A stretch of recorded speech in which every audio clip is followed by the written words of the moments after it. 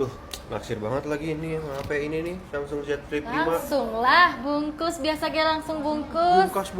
Bungkus. Lagi nggak ada duitnya teh. Tapi kalau Samsung yang di bawah 5 jutaan ada nggak? Ada.